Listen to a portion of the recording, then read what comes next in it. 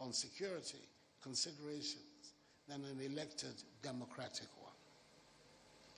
Up till a few years ago, I would have said without any hesitation that after years of argument and experimentation, we have come to a consensus that multi-party democracy would be the most suitable form of governance structure for our continent, including West Africa.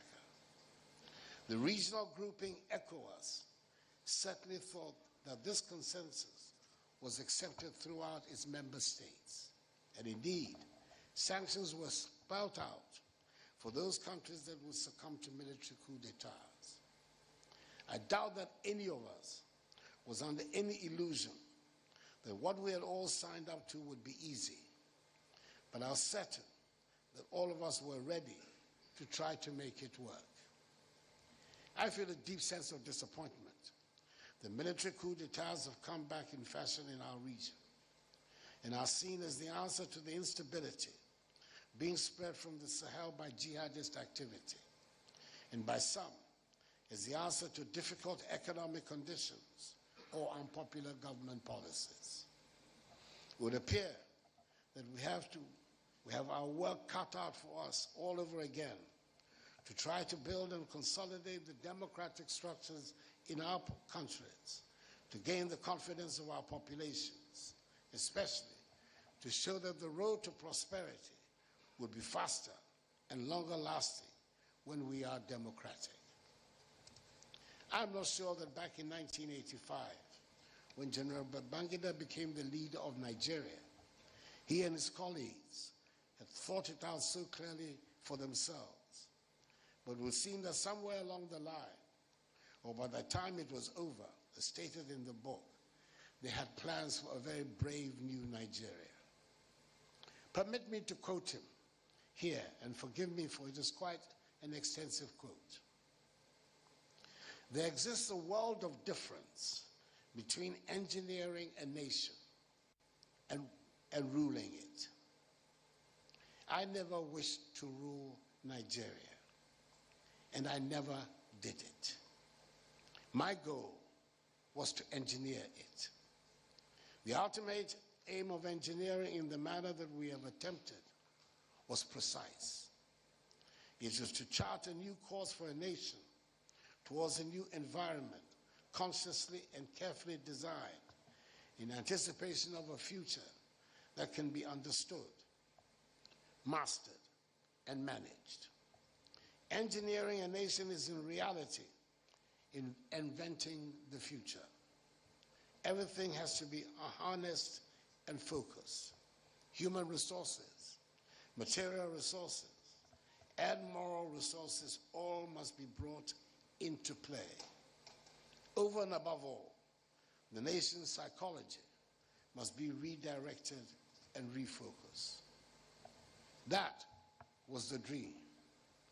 The reality was a daily grind of trying to keep a country united and together, fighting off attempts at coup d'etats and violent disagreements about the terms of economic policies. If anyone needed reminding, this was the time that the International Monetary Fund got its reputation, or maybe we should say notoriety, for the terms that came with giving assistance to a country. This book reminds us that if a civilian constitutional government feels under constant threat of destabilization and having to spend far too much time and resources on security, a military government was under even more threat of insecurity. If the predictable problems of how to lift the bulk of the people from poverty and keep food prices down are overwhelming, they turn out to be far more tolerable when compared with the unpredictable things that hit a government in our part of the world. It is a difficult and exhausting process to come up with a plausible and workable foreign policy for an African country today. It was a bigger nightmare at the time described in A Journey in Service. Let us take our minds back, if we may, to the world in which General Ibrahim Babangida came to the leadership of Nigeria in the era of the two power blocs that operated and tried to dominate the world. In our part of the world, the Eastern Bloc, led by the Soviet Union and its ideological adherents, appropriated, quote, the progressive, unquote, tag, and tried to win hearts and minds and convince governments and populations that the nation stood a better chance of rapid development by following the socialist path. Then there was the capitalist Western Bloc, led by America and its ideological advocates. They looked and felt more prosperous, and even though they carried the baggage of former colonial masters, they were more easily attractive to many segments of the population because people felt more comfortable as they were a known entity. The Eastern Bloc remained a largely unknown entity, where experts specialized in advising governments in Africa and other parts of the world how to interpret the distance between the ministers lined up on the days at an event in Moscow Square. A speech by a Nigerian leader on any subject will be carefully examined to make sure that there's nothing in it that might give the impression the country was leaning more to Washington. The only certainty for a self-respecting and self-confident African country was to take a strong anti-apartheid stance, which Nigeria had been doing since Murtala Mohammed's time in the mid-1970s, making a mark in the struggle towards the independence of the Portuguese colonies and Rhodesia. Today, it sounds almost romantic to hear people talking about the fall of the Berlin Wall and the collapse of the Soviet Empire. But if you were running a developing country at the time and suddenly had to maneuver through a world changing by the minute and sweeping all certainties away, you would not see the romance in the events, at least not at the time, when all our technocrats and advisors had suddenly had to find their way through the new realities that were emergent. Ladies and gentlemen, I was not president during those tumultuous times, but let me give you a recent example of the unpredictable turning of the fortunes of a government around completely. At the beginning of every year, the President of the Republic of Ghana, like many of his peers in other parts of the world, is obliged to present a statement to Parliament detailing the state of the nation. This statement invariably involves giving an accounting of how all aspects of life in the country are faring, and a detailed report on the various sectors of the economy. I'm taking us back to the beginning of the year 2020, which was the last year of my first term in office. When I got the first draft of the speech to be delivered to Parliament, the working title my staff came up with was A Nation in Rude Health. Let me assure you that these were not people who dealt in trivialities. They were not boasting. They were not tempting fate.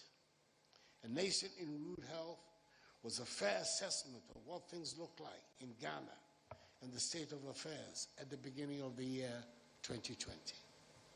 All our economic indicators were pointing in the right direction. The Ghanaian people were full of optimism and had largely taken on board my Ghana Beyond Aid policy. It was a confident and good-humored president that delivered this message on the state of the nation that February day in Parliament. Within a matter of weeks from when the speech was delivered, a new word, COVID-19, entered our vocabulary, and the world was brought to a thundering halt by a virus. I do not think I need to go into the details of the daily updates of the casualties around the world and the projections about how the streets of African cities will be littered with dead bodies. But I would remind all of us that the lessons, both immediate and long-term, that emerged from the COVID-19 crisis were harsh. The first was what we had always known, but are often lulled into thinking could be different, which is that there is no such thing as charity in international relations. Nobody is going to give you vaccines until their own needs have been fully satisfied. African countries therefore need to cooperate with each other and not count on aid from the international community. That is why Senegal,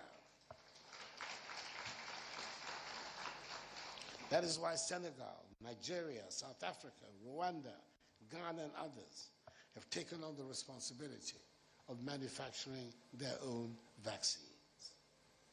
The second was to admit the urgency of the infrastructure deficit in our countries, especially in the health sector, as was exposed by the pandemic. We seized the opportunity to embark on a massive hospitals and other health facilities construction program. In Ghana, we have embarked on what is commonly known as Agenda 111, a bold initiative which seeks to establish hospitals and facilities in all 261 districts in the country. While the pandemic was active, we concentrated on saving lives and tried to manage the pressures on the economy triggered by the pandemic as best as we could. But by the time the all-government task force I set up to manage the crisis stopped meeting, having completed its work, the buoyant economy we were touting at the beginning of 2020 was on its knees. We had to accept that in spite of the obvious advances we had made in the management of the economy in the first 3 years, we had not achieved the resilience needed to withstand the shock of the unprecedented global economic meltdown. We faced a major economic crisis, and with the world's capital markets close to us, we ended up going to the IMF, not an easy decision to make. The economic difficulties brought people onto the streets, and I will say that even though the demonstrations were not exactly on the scale of the SAP riots that are recalled and described in the book, they were serious enough to feed into the growing disaffection against the government. Fortunately for me, the extent of that disaffection was not sufficiently widespread within the year to deny me victory in the presidential election of December 2020, even though my margin of victory against the former and now current president, John Mahama, dropped from 1 million votes in 2016 to 500,000 in 2020. This leads me to the general question of how we deal with disaffection against government without infringing on the rights to freedoms.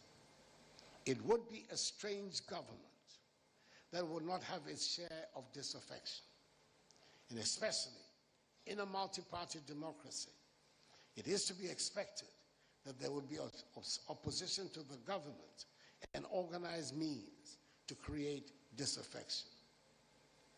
In our current state of development, there are difficult decisions that need to be made to enable us make the economic transformation that we require. Almost 40 years ago, General Babangida was grappling with such problems, and today, Nigerian and Ghanaian leaders face the same problems. Nobody seems to have come up with a mechanism for making such difficult decisions and not upsetting the people whose support is required to be able to make critical changes. I do believe most sincerely, though, that the mechanism should err on the side of greater, not lesser freedom. Because like Thomas Jefferson, and J.B. Danquah, the founder of Ghana's liberal democratic tradition, I hold that enlarging the liberty of the individual within the rule of law has to be the true goal of public policy. Considering the breadth of the subjects and period of time covered in this book, I have no doubt that all of us who read it would have our favorite moments and maybe our disappointments or unanswered questions. I would gladly state that I am as confused about what is euphemistically called the June 12th saga today as I was 33 years ago. I'm in awe of the unarmed young Colonel Babangida as he walks up to the coup maker, Lieutenant Colonel Dimka, at Radio House in Ikoyi to talk him out of his doomed venture. I pointed out at the beginning of my speech that the general himself had said that it had taken more than 3 decades for him finally to bring out this book of his memoirs. According to an interview he granted Tell magazine back in 1995, which is reproduced as Appendix 2, the general told the magazine he was, quote, already working on the memoirs. I am not trying to build up defenses for whenever my memoirs would emerge. At almost 81 years, I obviously do not have 30 years to weigh up how I tell my story before I publish my memoirs. My story would obviously not have heart-stopping narratives of coming under enemy fire and being evacuated with shrapnel somewhere in my body. But my first term as president did coincide with the first certain President Trump's first term. Now that he's back in the White House and engineering another new world, maybe I'd have a bigger impetus to bring out my book quickly before the world is completely redrawn.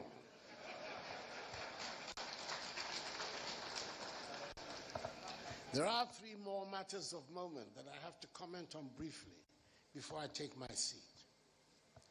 The first relates to the spirited defense, as I choose to define it, of military intervention and governance that is given in the book, even though ultimately the author is resolute in his support of democratic government. The issue remains the same. Who confers legitimacy on government? Is it an enlightened elite, be it military, political, economic, or otherwise? Or is it the mass of ordinary people expressing their will freely through accepted procedures? It is the answer to these questions that prompted the greatest of British prime ministers, Winston Spencer Churchill, to say that, and I quote, "Democracy is the worst form of government, except for all the others," unquote. I'm happy, as I leave active politics in my country, that the Ghanaian people appear to have imbibed deeply democratic values and a democratic culture, to the extent that in the 33-year existence of Ghana's Fourth Republic, we have witnessed 4 peaceful transfers of power from one party to another through the ballot box in conditions that have not threatened the stability or unity of the state. It is a most comforting conclusion for someone who has devoted his life and energies to the advancement and entrenchment of democracy in his country. Even though the last such transfer over a month ago, on 7th January 2025, was consequent upon a disastrous electoral performance by my party, then the ruling party, which led its presidential candidate to concede defeat even before the end of the formal collation and declaration of results. The silver lining in the party's dark clouds was that the vote was clearly the expression of the sovereign will of the Ghanaian people. May such expressions long continue. The second emanates from one of the most complex considerations confronting the development of the continent. The accumulation of capital, which enabled the Industrial Revolution to take place in the economies of the world, as well as several of those in the East, occurred before universal adult suffrage was obtained in their countries. The Industrial Revolution in virtually all the countries of the world, of the West, United States, Britain, France, Germany, Italy, and the others, preceded the achievement of universal adult suffrage. Indeed, women got the vote in the 20th century after the Industrial Revolution, just as blacks got the vote in the United States barely 60 years ago.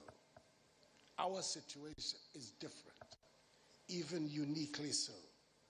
The democracies of Africa are attempting the structural transformation of their economies in conditions of governance that are underpinned by universal adult suffrage. It poses obvious problems in the social, political, economic, and moral spheres that to some extent explain the incoherences and tensions that characterize our present state of development. Our generation is required to find the tools that will enable us to resolve these incoherences and tensions. Finally, I cannot forego the chance of this prestigious platform to mount an important hobby horse of mine, and that is the appeal I've made before in this great country to the political and economic elite of the Federal Republic to take aggressively the leadership of West Africa and Africa's efforts to unite our nations and economies. Developments in the world indicate clearly the nature of the concentrations that are emerging in Europe, Asia, and the Americas in order to fortify and expand the possibilities of power and wealth available to them. We in Africa cannot afford to be left out of such a process. And for our prospects of effective integration to materialize, the Federal Republic of Nigeria has to assume her historic responsibilities and lead our development towards an integrated, democratic West Africa and Africa. That evolution cannot succeed without you, but you will be its greatest beneficiary. I'm aware that, like all the rest of us, you have significant problems of your own which require urgent attention. However, history cannot and does not wait.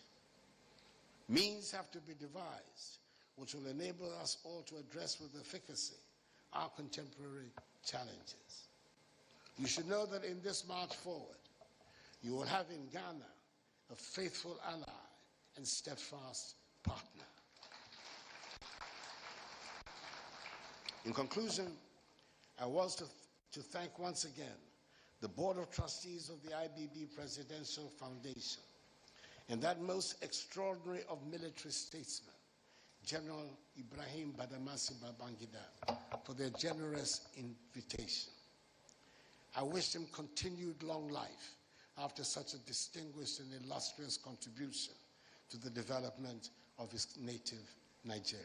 Long live Ghana, long live Nigeria, and long live Nigeria-Ghana friendship.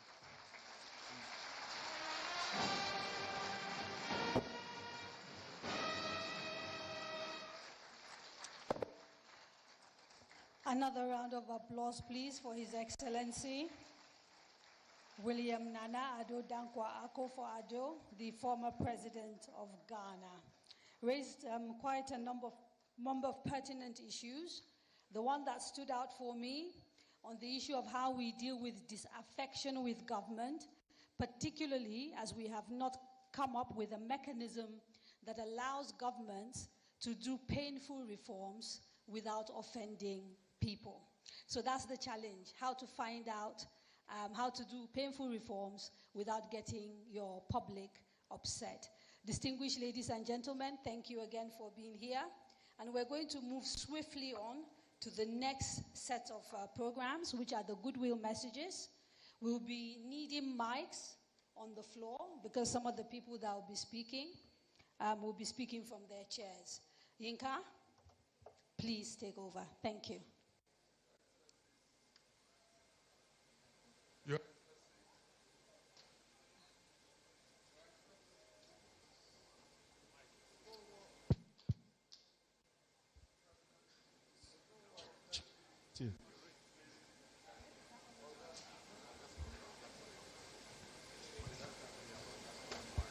Mr. President.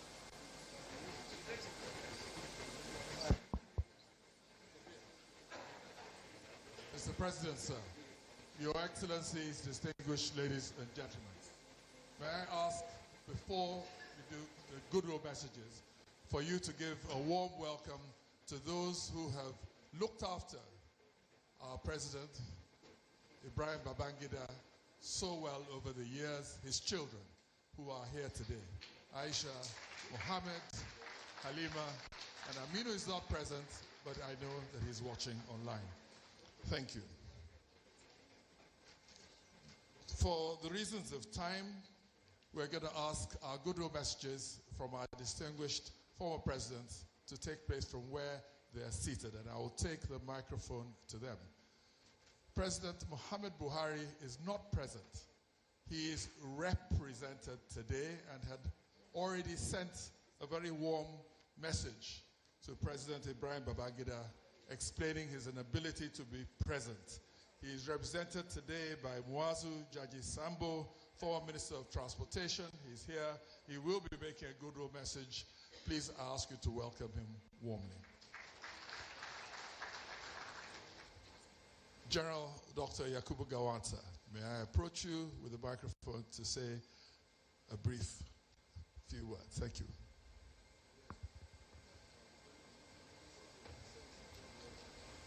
It'll reach.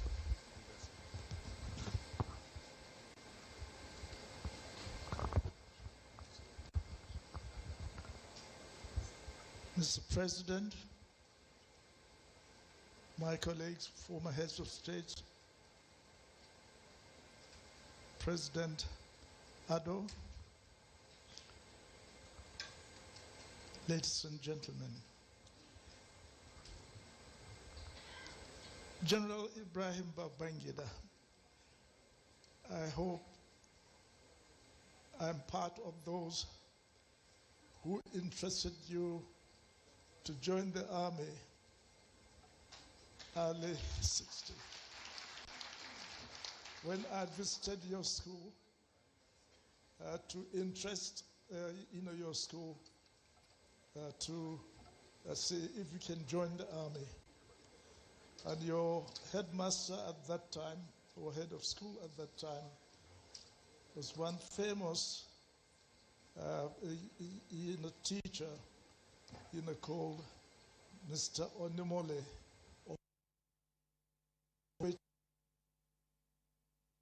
And I think there are about 10 of you who in the end decided to join the army. I think, am I right? About 10 of you? And I think 15, my goodness. And at least I know 10 of you later joined the army or the Air Force or whatever it is. And of course, years later, am I right to say that General Abdul Salam was also part? So there you are. Those 10 made, and those 15 of you, 10 of you made it in the end. And I feel, that I interested you in the army. You joined the army and you served very, very well. You served very, very well. And it got to the stage whereby at the end of the war, my youngest brother, late Isaiah, came and told me about this, his commander. Very good leader, very good commander, very courageous, brave, and that he was really unexceptional. He spoke well of you. It made me feel, well, this is certainly a young man that I would like to come, to work with me. And I thought, yes, I will probably make him my ADC. Well, that was, if I'm in the hope. That event happened, and I was given my marching orders out of Godam Barracks. Yes, but this young officer went on later on. I don't know whether he was part of those who gave me the marching order. But, he didn't just become, an ADC. He became, a head of state as well, a boss of bosses. And honestly, and I know the amount of work you have done.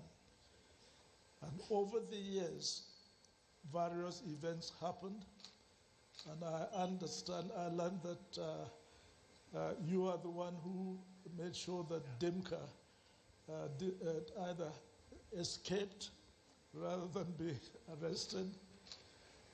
And of course, yes, the accusation of me being being the one who encouraged Dimka to do that. Me, who had been trying all the time to make sure that other coups do not take place in Nigeria, and made sure that our army remained very loyal to the government of the day, and that was how I started trying to deal with the coup and to ensure that the government of the day continues. Unfortunately, that did not happen until the civilian government at the time, the government of the time decided that yes, let the military take over until they can restore loyalty and discipline. And for that reason, what I had wanted to do, that if a coup ever took place in Nigeria, I hope the loyal ones of us will deal with the situation and return the status quo. That meant return the government. And when we were able to really deal with that particular coup, yes, what happened, was that, yes, the powers was given to Iransi, and he told me, this is what has happened. And I had to just say to him, well, if this is the case, you have my double loyalty, as as my GOC and president. Now, president or commander-in-chief. I see, I can see a knockout is being done. But yes, that happened. And so that was how the military government in Nigeria came into being. The attempt by the first group did not, was not complete. So it was not. It was a military government that was forced on the, on the military. But let me say this, General Babangida. Yes, I had, a very rough, time. I was even charged for treason, isn't it? I was charged for treason. You believe that? But however, such a false thing, and I certainly didn't believe that such a thing could happen. But however, later on, President Shagari rescinded that order, and you, in the end, made sure that, yes, you in the end restored my rank, restored my honor, etc. And you did quite a lot for the country, even though, you even selected me to be, the presidential candidate for NRC, wasn't it? But I can assure you, when it went to the voting, I didn't pass beyond, the ward level, the ward level, just to prove to you that yes, the people do not want military leaders as as the head. But you reinstated me. You really made sure, and you continue to do well, for which I congratulate you. Everyone congratulates you and wish you well for the future. Thank you very much. Former President General Yakubu Gowon was one of our most amiable and loving presidents. Representing General Muhammad Buhari, GCFR, is Muazu Jaji Sambo, former Minister of Transportation, for a very brief goodwill message from our former president. A big round of applause, please, for him. Welcome him. President of the Federal Republic of Nigeria, Asiwaju Bola Ahmed Tinubu, Your Excellencies, distinguished ladies and gentlemen, not forgetting our royal fathers, I bring good tidings from President Muhammadu Buhari, who has asked me to inform General Ibrahim Babangida of his regrets at not being able to be here today physically. This was due to an engagement he committed himself to prior to the receipt of General Ibrahim Babangida's letter. He has, however, asked me to send his warm wishes and to pray that this event will be successfully conducted to the glory of God and will mark indeed a watershed in the life of our popular IBB. I don't have his mandate, sir, to call you by that name that he calls you by, so I will stop at my father, General Ibrahim Babangida. We pray for your good health, long life, and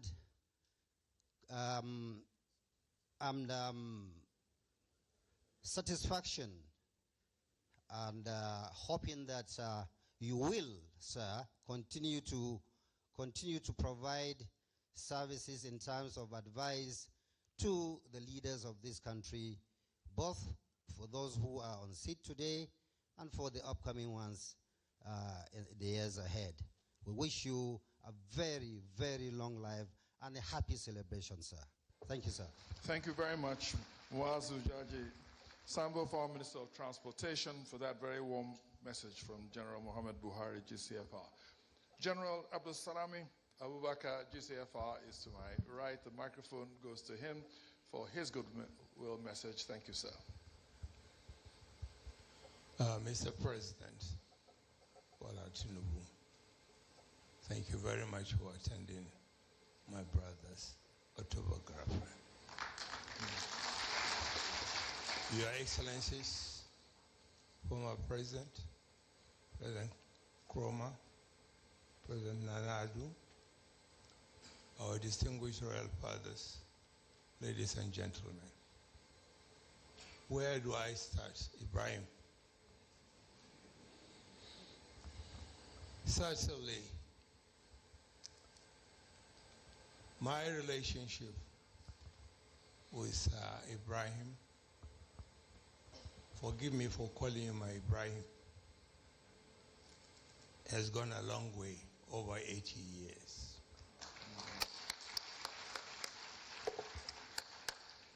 I think the popular argument was, who is older? But now I think it has been settled. I bow to you, you are older.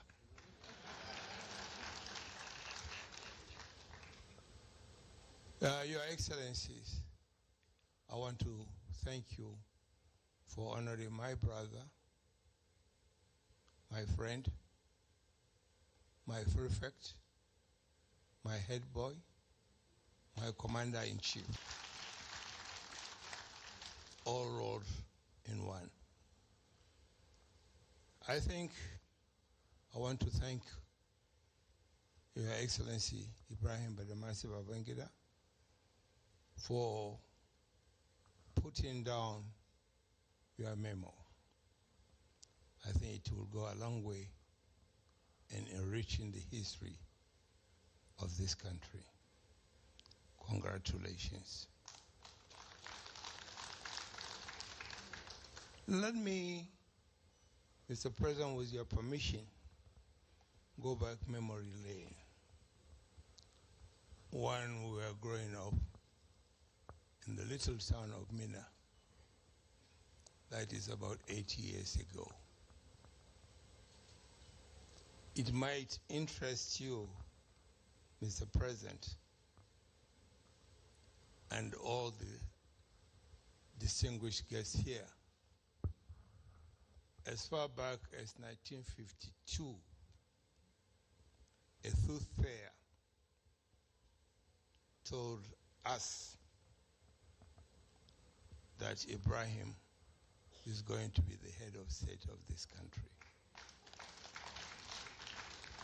We never believed him, because when me and him joined the military, courtesy then Captain Gawan, a young dashing officer, very smart officer, who came to lure us to join the military. When we joined the army, all we were hoping was to get to the reach of a captain and then retire.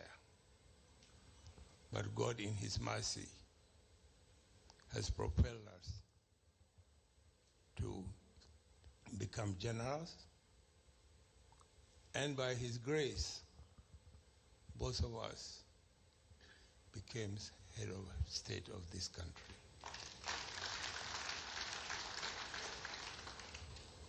Ibrahim, I want to thank you again for the friendship, brotherhood, and all that.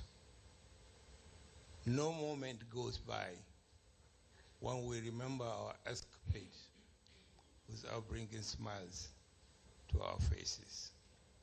May this smile continue during our twilight as we continue serving our residential responsibility to this nation.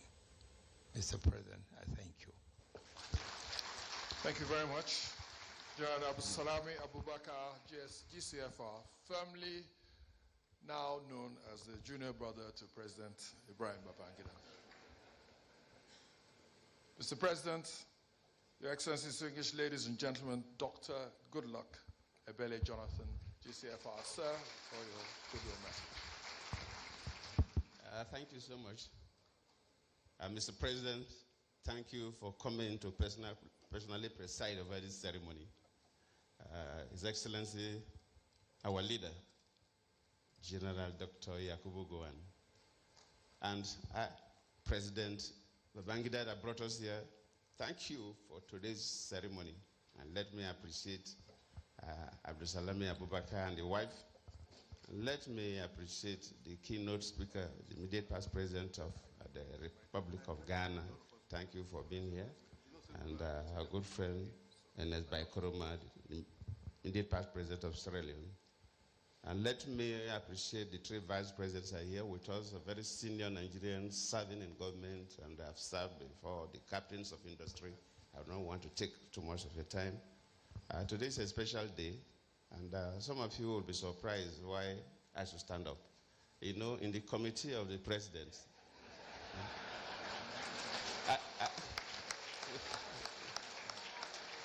I am the most junior. So I'm only waiting when President Tinubu will finish serving. So that when we go for a council of state meeting, I'll get somebody that will sit by my left.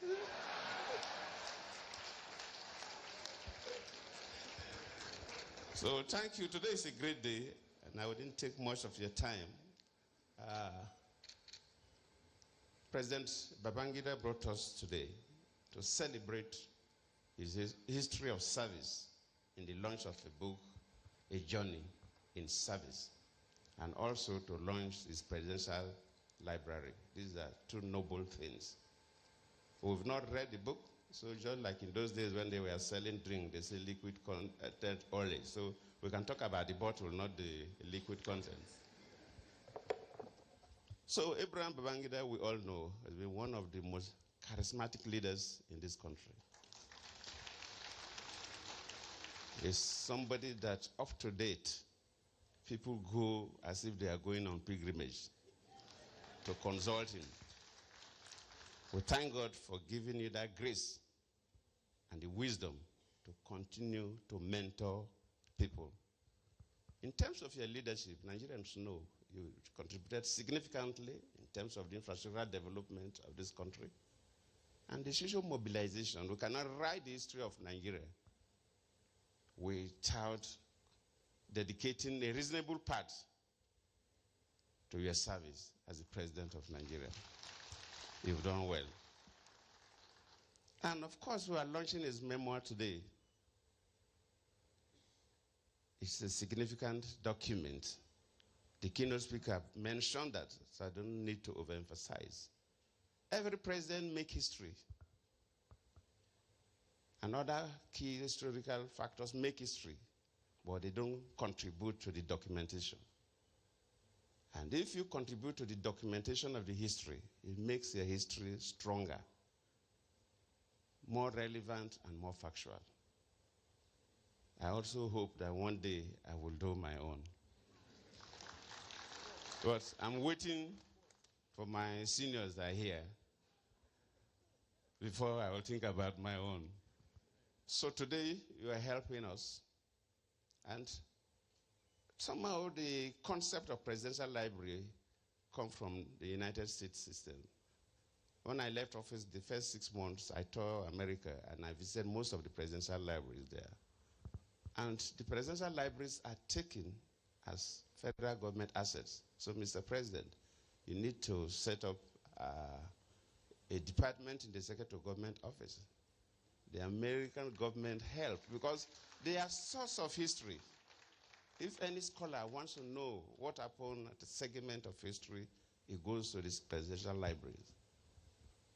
So the American government helped in the management of the presidential library. That's why all American presidents have presidential libraries, which I visited quite a number of them. And I'm happy that in Nigeria today, we are launching the second one. Obasanjo has built his own, and now President Babangida is launching his own. We will all be going there from time to time to read about the history of Nigeria. So thank you. Then, so it is key, the significance of the memoir to tell our history. The presidential library is a custodian of this history. And we plead that those of us who are here and are not yet here, that who have some little advantage of the size of the pocket, should generously contribute to the development of this library. It's not just about Abraham Babangida, but it's about Nigeria, about West Africa, and about Africa. And thank you all. Thank you very much, sir. Dr. Goodluck Ebele Jonathan, GCFR, the junior boy, by his own admission, at Council of State meetings. Thank you, sir. Mr. President, Your Excellency, distinguished ladies and gentlemen, Kadaria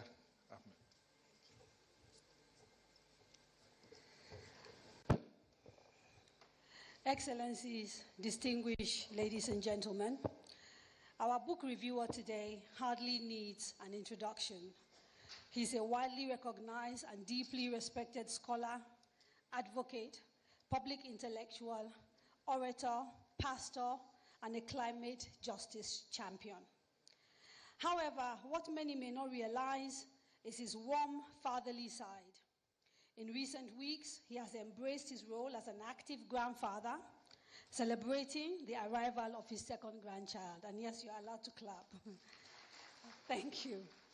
But his paternal care extends far beyond his biological family. He's also a father figure to thousands of Nigerian children, transforming lives through his free school initiatives. I personally can testify that from Ikota and Makoko to Maiduguri, Sokoto, Kano and beyond, numerous orphans and underprivileged children across the country receive fully funded education thanks to his efforts. Please put your hands together and help me welcome His Excellency, Nigeria's former Vice President, Professor Yemi Oshibanjo, SAN, GCON.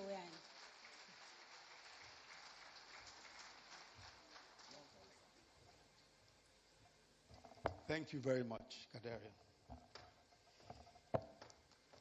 Mr. President, President of the Federal Republic of Nigeria, His Excellency President Bola Ahmed Tinubu, the chair of this occasion, former President Olusegun Obasanjo,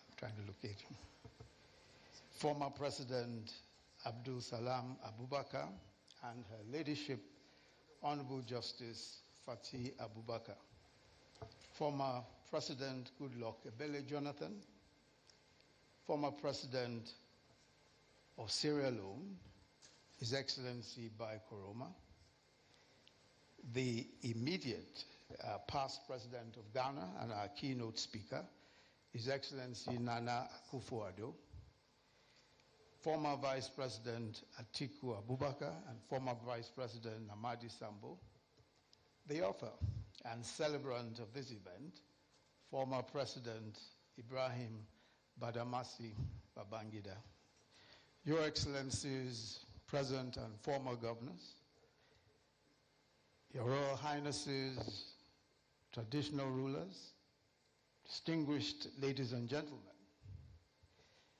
Babangida, A Journey in Service, is an important book. First, it is not just a story of the remarkable journey of former President Ibrahim Babangida from childhood to the highest levels of public service. It is the story or stories of a journey of a nation, our nation, Nigeria. It is the Nigerian story, complex, sometimes unpredictable, sometimes stranger than fiction, but always fascinating. Many of the key figures in this book and who shaped the history of our country are here with us today. And that tells another story all by itself. And that is something truly unique about Nigeria, our ability to move beyond the past, no matter how bitter and no matter how adversarial our past relationships may have been, and to still come together. So seated amongst us here today is General Yakubu Gowon, who became Nigeria's head of state at the age of 32 and led the country for 9 years. His government was overthrown in 1975 by a coup involving the then Brigadier Olusegun Obasanjo and the then Brigadier Theophilus Danjuma, and the author himself, I confirm, the then Lieutenant Colonel Babangida, who was then commander of the newly formed Armored Corps. Also involved in that coup were the then Lieutenant Colonels Muhammadu Buhari, Lieutenant Colonel Sani Bello, who is here also, and Lieutenant Colonel Sani Sami. Yet, here we are today with former President Obasanjo, General Danjuma, and of course the author himself present, not as adversaries of the author, but as witnesses to history, celebrating a fellow statesman.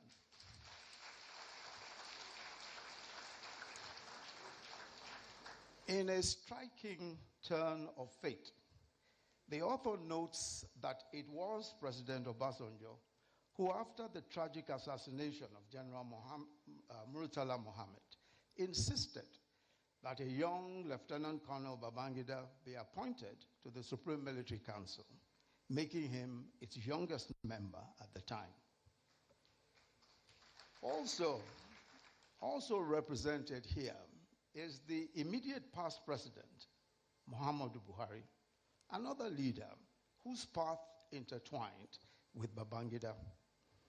It was former President Babangida who played a key role in the coup that brought President Buhari to power in 1983, and later in another coup that removed him and brought Babangida himself into power. Yet today, President Buhari is represented at this occasion, celebrating the man who overthrew him and detained him for 3.5 years, his one-time old adversary, former President Babangida.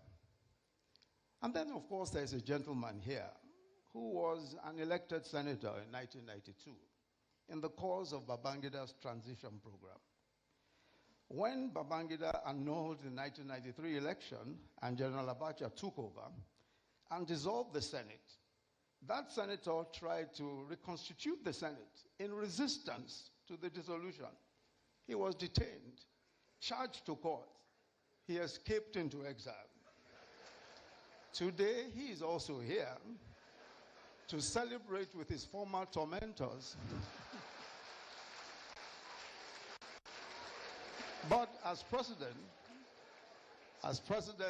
commander-in-chief of the armed forces of the Federal Republic of Nigeria, President Bola Ahmed Tinubu.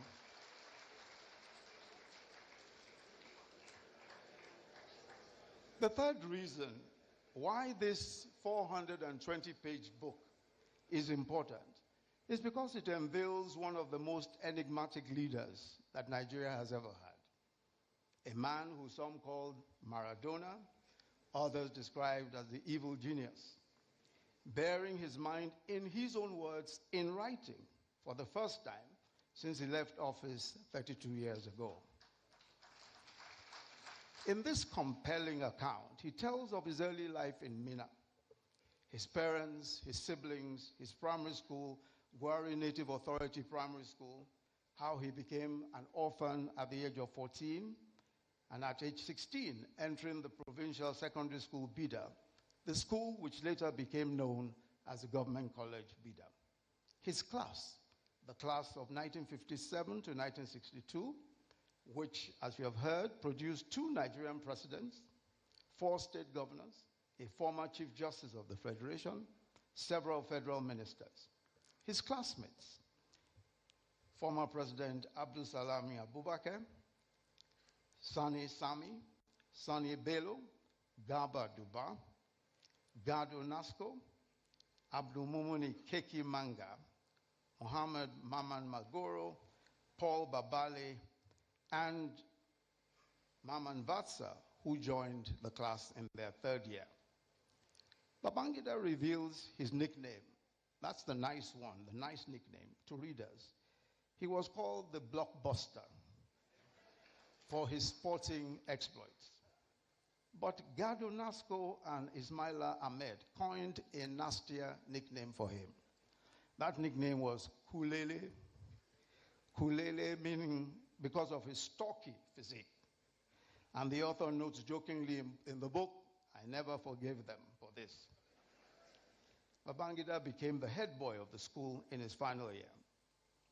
Then he tells the story of how he changed his name from birth, which was Ibrahim Badamasi, to Ibrahim Badamasi Babangida. He recalls that during official engagements, officers confused his name, Badamasi, with the Yoruba name Badamosi, and many repeatedly asked him whether he was Yoruba. That question had also come up a few years before during his enlisting interview for the military.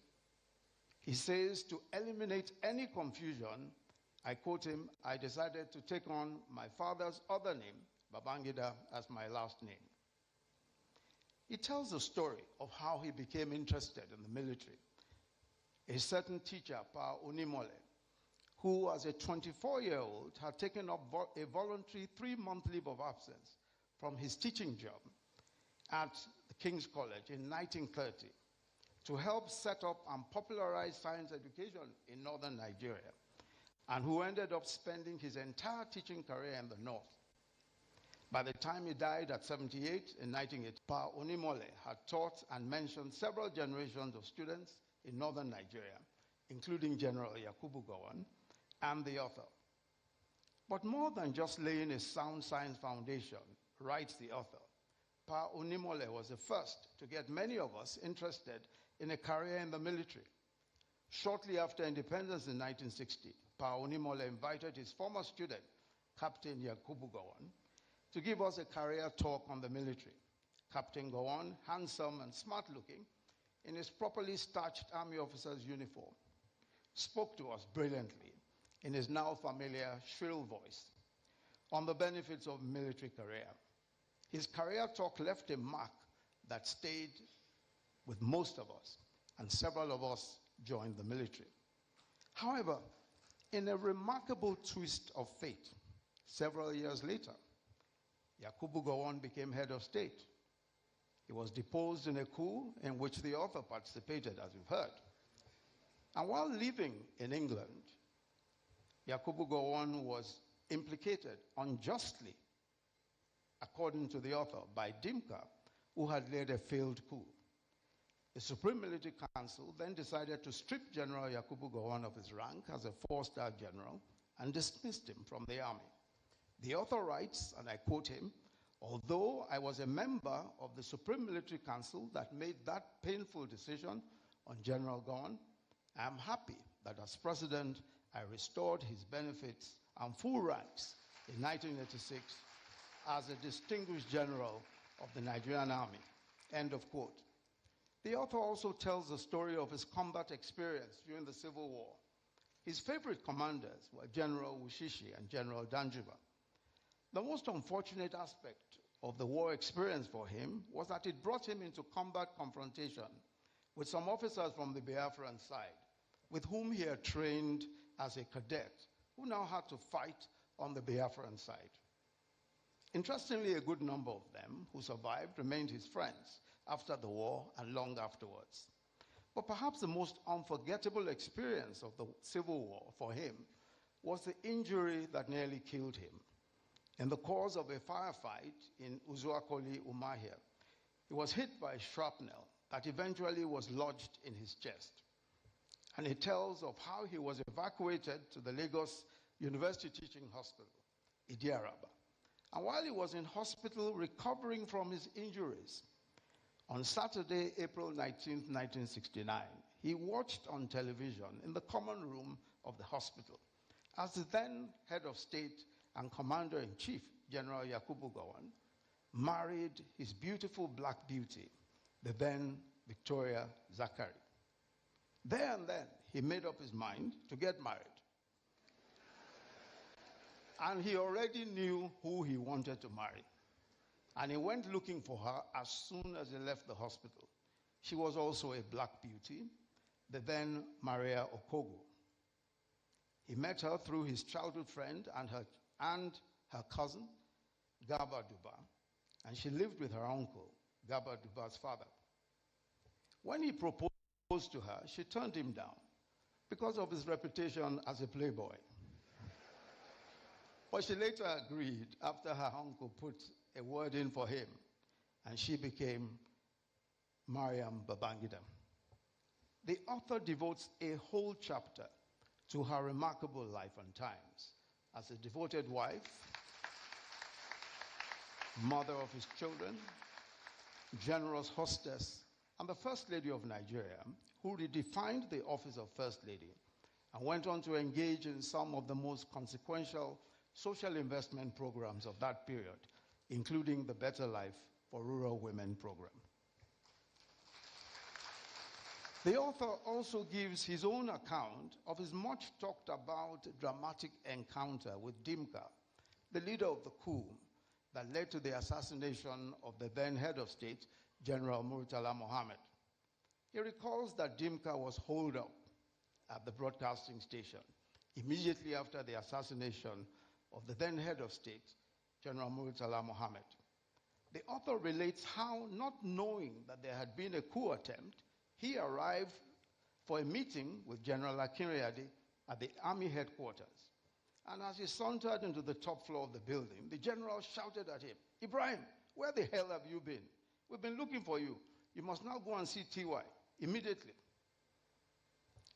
Convinced I was being sought after, and I'm quoting him now, because of our ongoing meeting on the Army's reorganization, I looked at my wristwatch and told the general, I'm still on time. It's not even 9 a.m. yet. And General Akinreyade shouted back at me, "Who's talking of a meeting? Haven't you heard what has happened? The head of state has just been assassinated. And Major Dimka has made a broadcast claiming to have taken over." He then went to General Danjuma's office, and the author writes that General Danjuma's instructions to me when I met with him were unambiguous. Go to the radio house and flush Dimka out of that place immediately. When he got to the Nigerian Broadcasting Corporation radio house at Ikoyi in an armored column, we noticed that Dimka's men surrounded the place, primarily young officers who were part of the plot, including his ADC, Second Lieutenant Samuel Gaba. As I got down from my armored vehicle, unarmed, and approached the building, Dimka's ADC, Gaba, attempted to stop me. By now, Dimka had spotted me from the story building, and he screamed, "Ibrahim, I'm going to shoot you." I shouted back, "Well, that's okay. If you shoot me, you know my family. You'll take care of them. They'll become your responsibility. I have no problem. It would be nice to die in the hands of a friend." After a pause, Dimka soberly replied, "Come upstairs, come upstairs." And Dimka was indeed a close friend, one of the groomsmen at my wedding to Mariam in Kaduna in 1969. When I got upstairs, I could tell from his breath that he had had a lot to drink. The stench of alcohol around him and his boys was pungent. Then suddenly his ADC, also visibly drunk, nervously showed up and suggested that Dimka take me hostage and use me as a bargaining chip with the government. Dimka angrily screamed at Gaba and chased him out. Once Gaba scampered out, Dimka and I settled for a frank discussion. In doing so, I reminded him of the need to keep things under control, avoid flaring tempers in the circumstances we had found ourselves in. First, he wanted to know if I had come to trick him into some form of surrender. When I convinced him that was not my mission, he calmed down and listened. He said he wanted a change of government. He even attempted to persuade me to join in the attempt. But even as he made that intolerable request of me, it was apparent from his body language that he knew that the game was out. Then his tone started to change. Could I guarantee his safety? Could I negotiate a written amnesty for him and all his co-plotters? Again, as I had done earlier, I pleaded with him to give himself up and avoid any form of conflagration that could kill civilians and soldiers. That chit-chat went on for some time, and I appeared not to be making a headway, but I left him with a promise to return later. I returned to brief General Danjuma on my encounter. Danjuma was furious. He ordered me back to the radio house with a reiteration of his earlier instructions: flush Dimka out of that place immediately. I returned to radio house with Chris Ugokwe, better equipped and prepared. I'll leave you to read what happened next. Buy the book. But the reasons why this autobiography is long, and is long awaited, beg your pardon, is more because of the innumerable controversies that were spurned in the Babangida era. Babangida himself described these events, and I quote, "the events that shook the administration to its foundations under our watch," end of quote.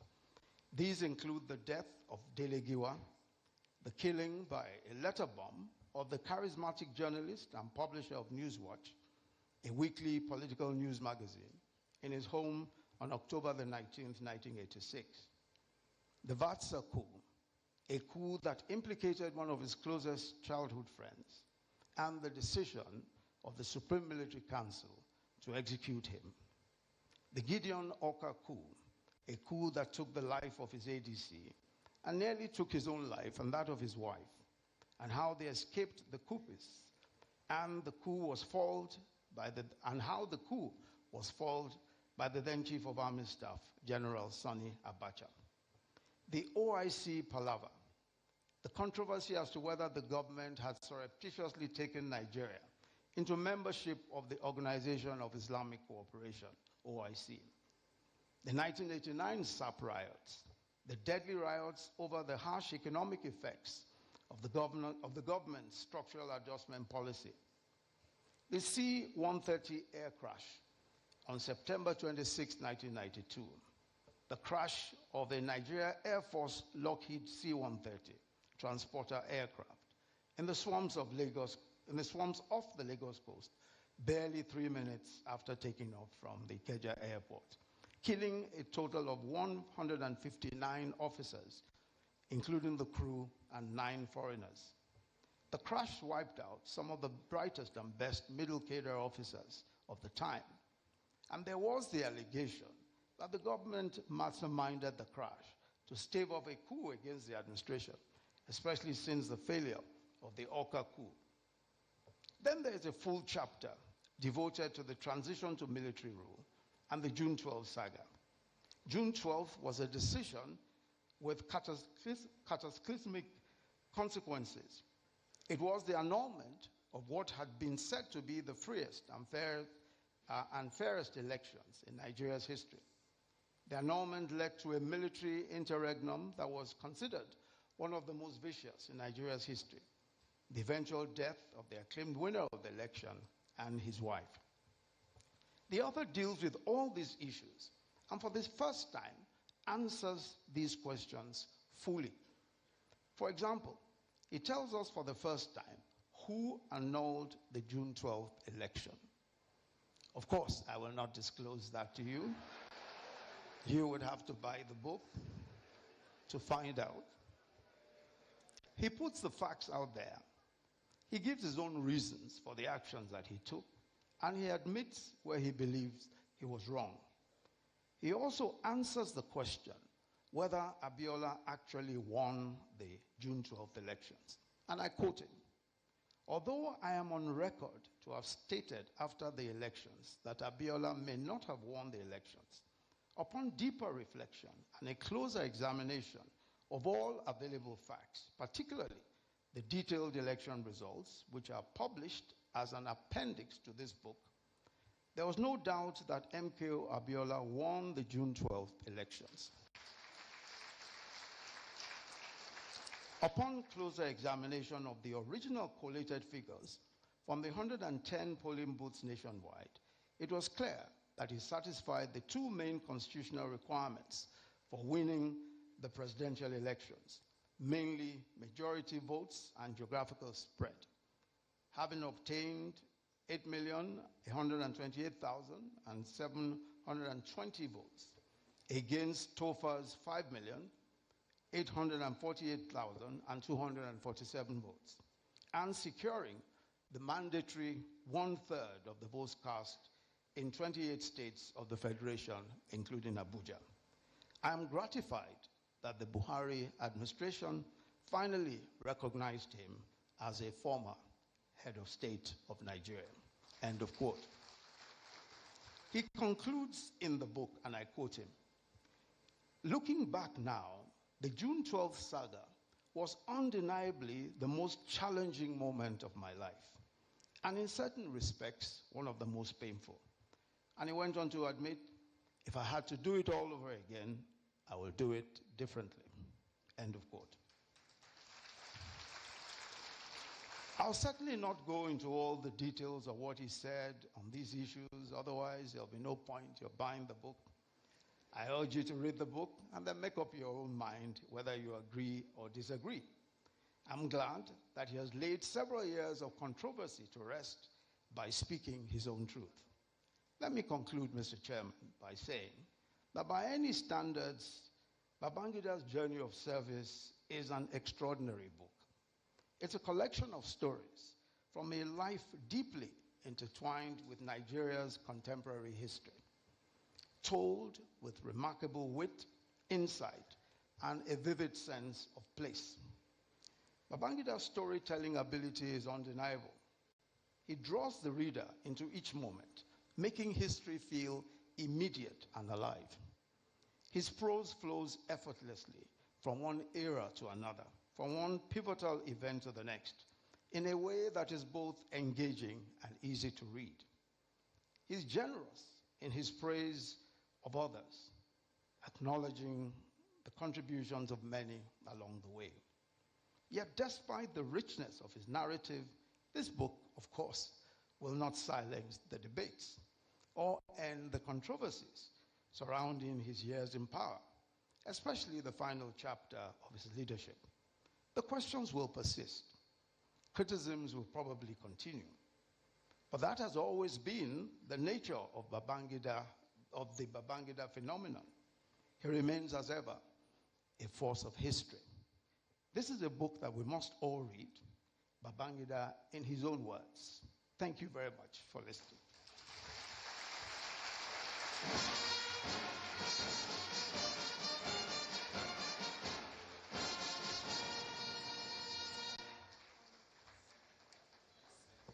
I am sure that all our appetites are now wet from that engaging review of that book. I'm certainly looking forward to reading it.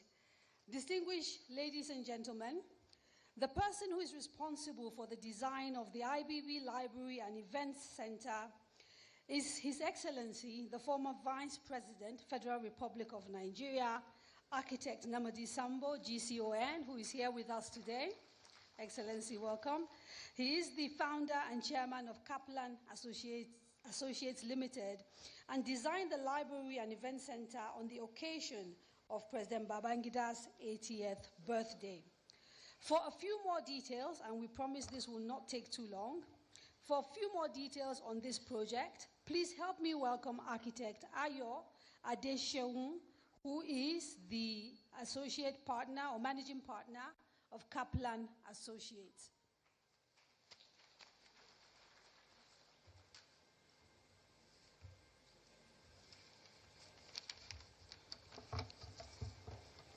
Mr. President, Your Excellency, sirs, distinguished guests, ladies and gentlemen, please permit us to stand on the existing protocol. With the approval of our founder and chairman, Architect Mohammed Namadi Sambo, GCON, former Vice President of the Federal Republic of Nigeria, we at Kaplan Associates Limited are here to present a proposal on the IBB Presidential Library to be located in Minna, Niger State. We are highly honored to be given this singular opportunity to be the consultant to this very historic project.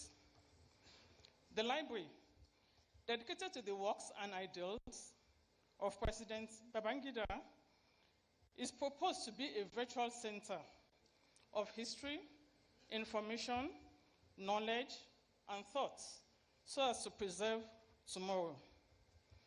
We have prepared a presentation video to show the preliminary architectural design proposal, and we invite you to watch the presentation. Thank you, Your Excellencies. The presentation, please. Welcome to the presentation of the proposed IBB Presidential Library, Niger State, Nigeria. A visionary project designed to preserve history, knowledge, and thought for generations to come. At the helm of this monumental initiative is Kaplan Associates Limited, a distinguished firm of indigenous professionals, of architects, engineers, and planners, established since 1983 by Architect Mohammed Namadi Sambo, GCON, former Vice President of the Federal Republic of Nigeria. With expertise spanning architecture, engineering design, urban renewal, and project management, Kaplan Associates is honored to serve as the consultant for this historic endeavor. This project stands as a landmark initiative in Minna, Niger State, Nigeria. The IBB Presidential Library, Minna, Niger State, Nigeria, is dedicated to the life, work, and ideals of President Ibrahim Badamasi Babangida. The library draws inspiration from his book, A Journey in Service. This project is envisioned as a vital center of history, information, knowledge, and thought to preserve tomorrow. The vision and objectives. The IBB Presidential Library is not just a repository of books. It is a hub of information, knowledge, and thought designed to safeguard history while inspiring future generations. The objectives of this proposal is to create a sustainable and aesthetically pleasing complex that fosters national unity through historical materials, research, and cultural engagement. The design concept. The library complex is meticulously planned to include key facilities that caters to a wide range of scholarly, cultural, and administrative needs. Among these are a library and artifact center, housing administrative offices, a public library, and an archival hub to preserve historical documents and artistic collections. Museums dedicated to documenting two pivotal eras: the transition from colonial rule to independence and the subsequent journey through the Nigerian Civil War. An educational facility featuring research centers, audiovisual resources, and cultural programs to engage students and scholars alike.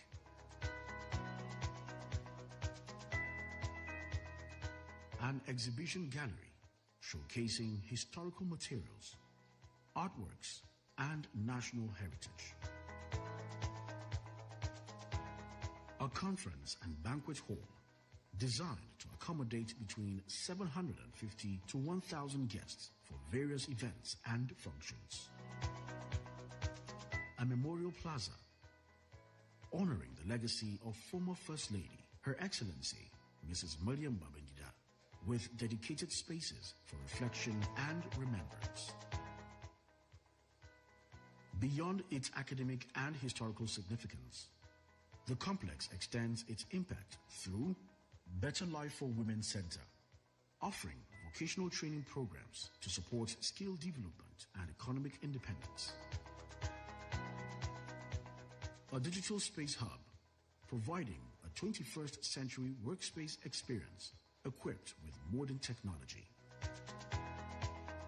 Residential accommodations, including a 100-key hotel, a presidential lodge for visiting dignitaries, and staff housing for intermediate and junior personnel. The site and master plan. The chosen site spans approximately 5.81 hectares along IBB Road in Minna, Niger State, Nigeria. A well-structured layout ensures seamless accessibility with a direct inlet road leading to the Presidential Library building. The Memorial Plaza is positioned to the left, while the Conference Hall, Better Life for Women Center, and residential accommodations are situated to the right. Architectural and structural overview.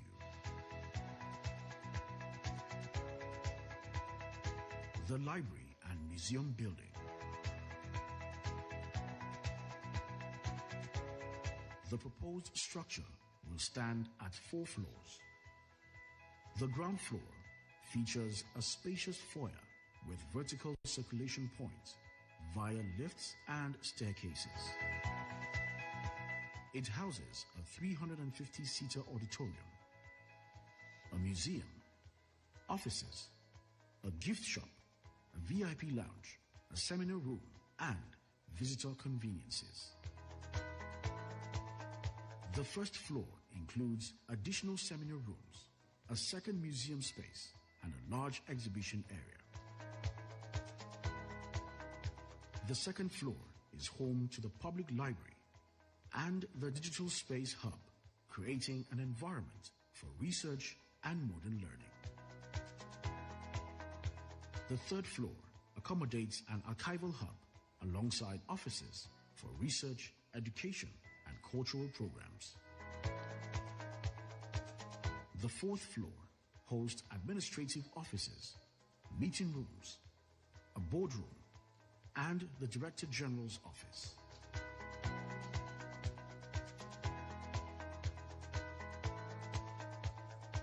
Conference and Banquet Hall. Designed to serve as a multifunctional space, this facility includes a pre-conference reception area, a large hall with flexible seating arrangements, a VIP lounge, and full-service kitchen facilities. Memorial Center and Better Life for Women Center. The Memorial Center features a lecture hall with a 200-seat capacity, along with service rooms and office spaces. The Better Life for Women Center is structured to provide hands-on vocational training, equipped with workshops, classrooms, and administrative offices. Residential and hospitality facilities. The hotel complex.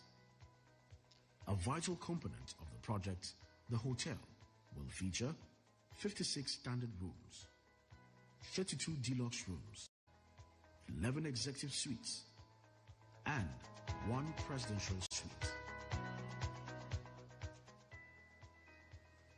Amenities will include a grand reception area, lounges, a business center, a gymnasium, bars, restaurants, and a kitchen, ensuring comfort and functionality for guests. Revenue generated from the hotel will support the maintenance of the entire complex. The presidential residence. This luxury duplex will accommodate lounges, dining areas, a mini banquet hall, kitchen and storage facilities, and ensuite bedrooms, providing an elegant space for official functions and visiting dignitaries. Intermediate and junior staff housing. To ensure seamless operations, the project includes dedicated staff quarters with 4 flats designed to provide comfortable living spaces for personnel. We hereby invite individuals and organizations to select and state which of the buildings listed below the entity is interested in sponsoring.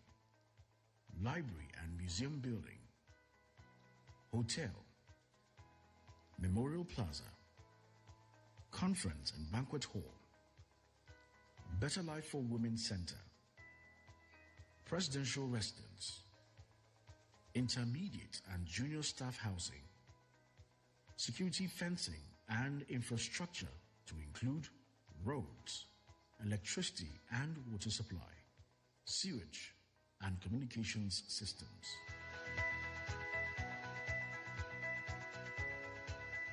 A legacy for the future. The IBB Presidential Library is more than a structure. It is a symbol of knowledge, a guardian of history, and a gateway to the future. Through its comprehensive design, it stands as a beacon of learning, reflection, and national pride. Thank you.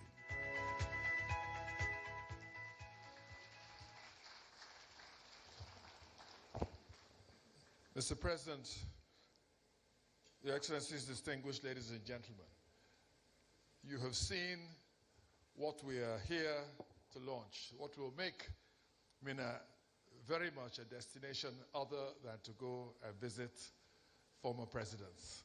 The people of Niger State are very lucky, and you are going to ensure that we can build this marvelous presidential library. The pledge forms are with you. We're going to unveil the book shortly, and then it will be available for purchase. Everything from the pledge forms that is going towards the building of the library. everything. And former President Ibrahim Babangida has said that he would like to acknowledge everyone who fills out a pledge form. So please, we cannot have everyone come on this occasion with Mr. President seated. So it's just going to be a very few notable people that will come up here to do the unveil. May I now invite the chairman of Bua Group, Abdul Samad Rabiu, to please come up.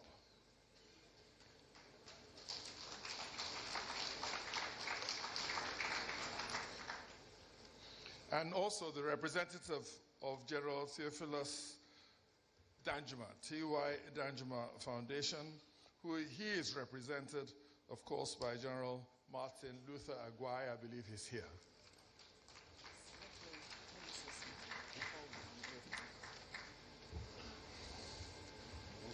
You're welcome, sir. Yes. We're going to go through the unveiling of the book right now, Mr. President, ladies and gentlemen. But I just want to say one or two things because everyone wants to be a success and have its trappings.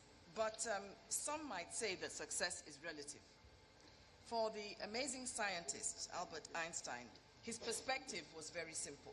He said, try not to become a success, but rather a man of value.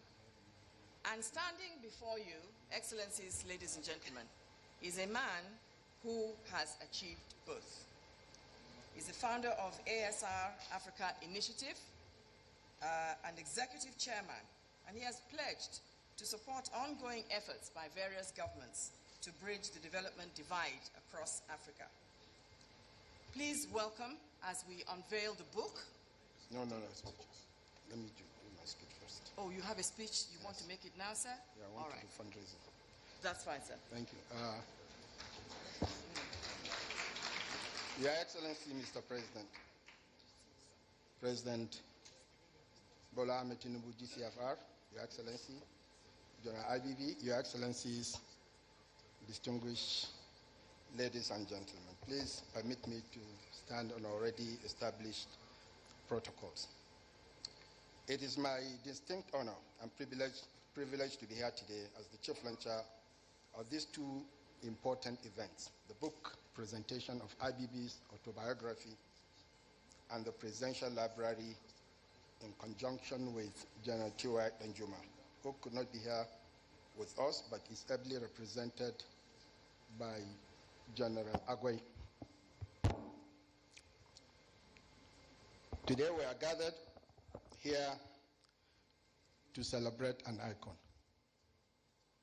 a leader, a soldier's soldier, and a visionary. Over the past decades, General Babangida has touched many lives across Nigeria.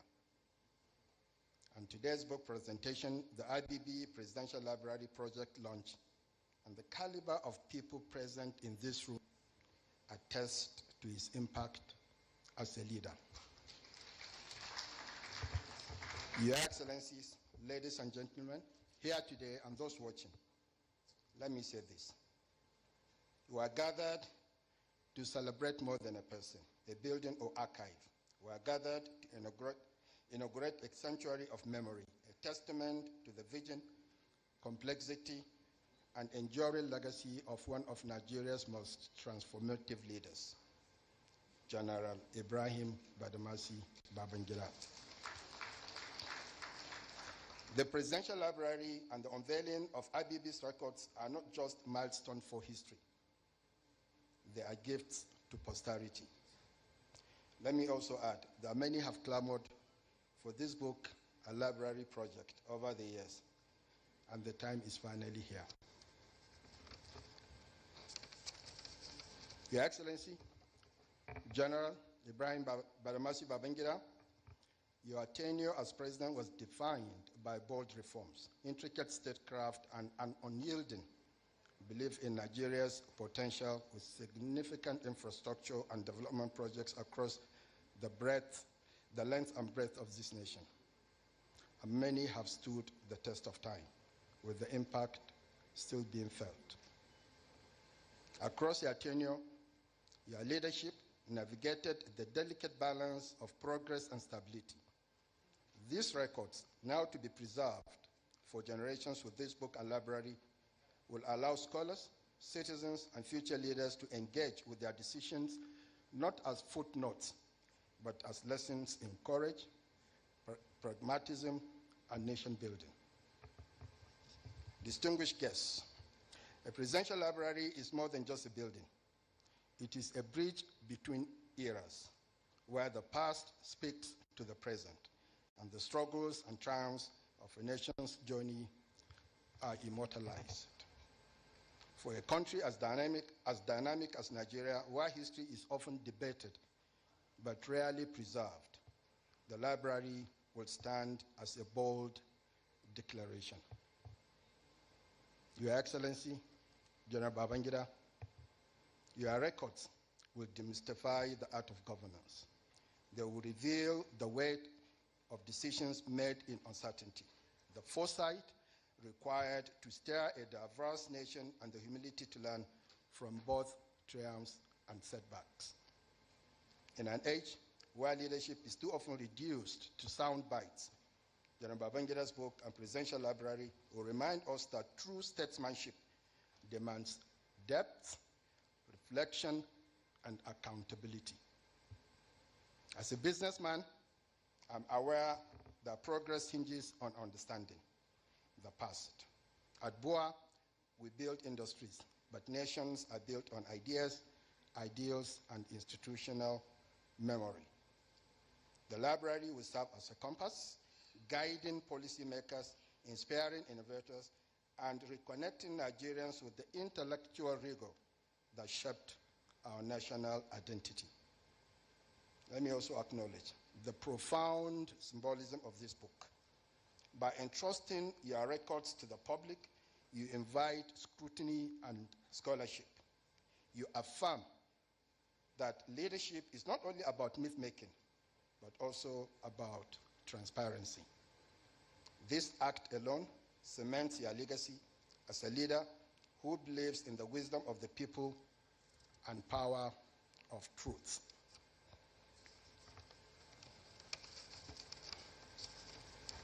To the curators of the library, historians, and staff, you are the guardians of Nigeria's narrative. Ensure these records ignite debate, foster unity, and remind us that even in disagreement, we share a common destiny. Your Excellency, General, let me borrow your own words, and I quote, "Leadership is the courage to plant trees under whose shade you may never sit," unquote. The library is one such tree.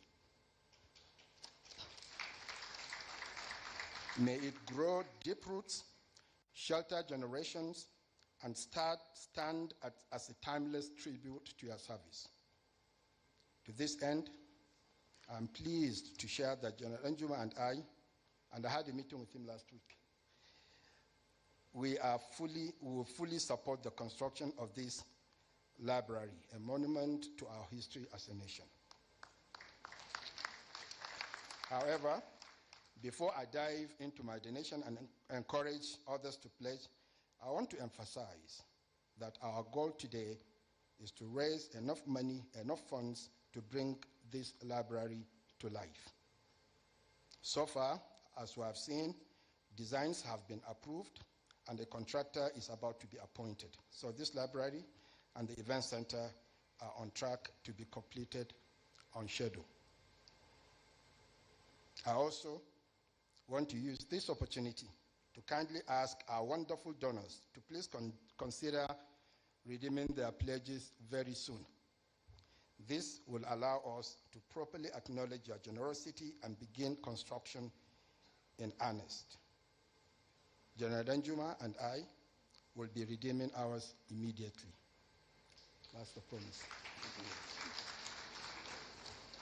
Let me once again thank General Ibrahim Badamasi Babangida for finding General Danjuma and I worthy to be the chief launchers of this great event. Thank you, General, for the honor. At this point, it is my pleasure to announce my donation of 5 billion naira. Thank you so very much for being part of this incredible initiative. I feel honored, General. Thank you, Excellency. Thank you, Mr. President. I will now hand over to General Agway, a representative of General T.Y. Danjuma, to also announce his contribution. General, over to you. Your Excellency, the President and Commander-in-Chief of Nigerian Armed Forces, former heads of state, distinguished ladies and gentlemen, there are too many people, I don't know where to start, but I bring you greetings from my professional grandfather, and I'll explain. When General T.Y. Danjuma called me and directed me to represent him, he wished he was here and he had planned to be here, but because of ill health, he couldn't make it, and he directed me to represent him. I say he's my grandfather, my professional grandfather, because he told me, and I have also known, that he mentored the author of the book that we are launching today. And the author of the book mentored me as a cadet in 1970. And that relationship continued, that I served under him as a staff officer. One time I was his military assistant, and just as his father, General T.Y. Danjuma, mentored him, he became Chief of Army Staff. He also mentored me, and I was lucky to become Chief of Army Staff. And today, I count myself very lucky that I am in a square. General Yakubu Gowon, who I earned my commission when he was the president of this country under him, is here. General Babangida, who mentored me from cadethood up to where I reached, is here. The chairman of today's occasion, who thought me worthy, he made me Chief of Army Staff and Chief of Defense Staff. So I am in the midst of those who have meant so much in my growth, including my constant mentor, General Abdulsalami Abubakar.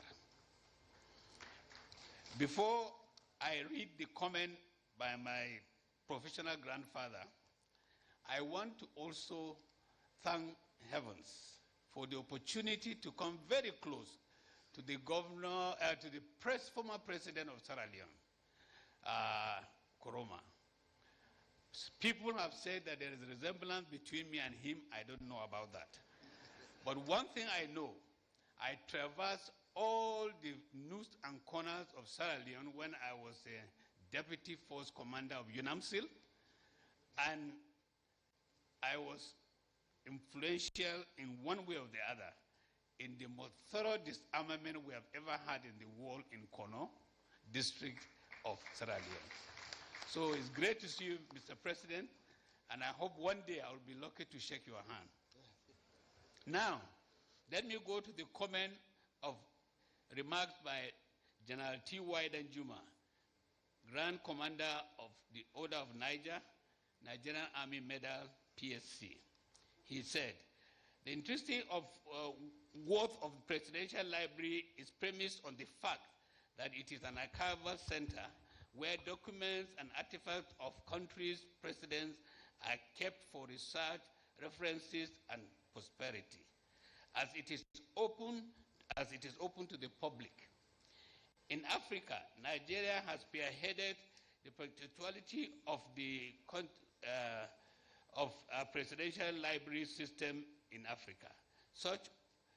We expect that Ibrahim Badamasi Babangida, IBB for short, presidential library will consist of documents and artifacts from 27th of August 1985 to 27th of August 1993. The document should therefore describe through processes the detailed work that culminated in policy formulation in terms of the movement of the federal capital to Abuja, the infrastructural development, reforms, and programs, the people-oriented programs such as Better Life for Rural Women and the People's Bank. Concomitantly, they are also expected to address the controversies such as the decision to annul the June 12, 1993 presidential election that the book reviewer have told us more about. At this juncture, I feel that it is prudent to emphasize to those of us present here today and millions more out there that our contribution to this noble project is worthwhile. It is important for us to learn from history to avoid trying to reinvent an existing wheel or repeat the past mistakes. As such, the Presidential Library becomes a vital catalyst through which the research and innovation capacity in our government provide for the resurgence of our nation, and the sleeping giant of Africa will reawake to its responsibility. The public may not be aware the fact that the project we are about to raise funds for is not completely new. Rather, its nucleus have been established since 1998. Alhaji Muazu Wali is best placed to speak on the nucleus together with the complexity of the planning, coordination, tracking, and movement of documents and artifacts that will be housed in the Presidential Library.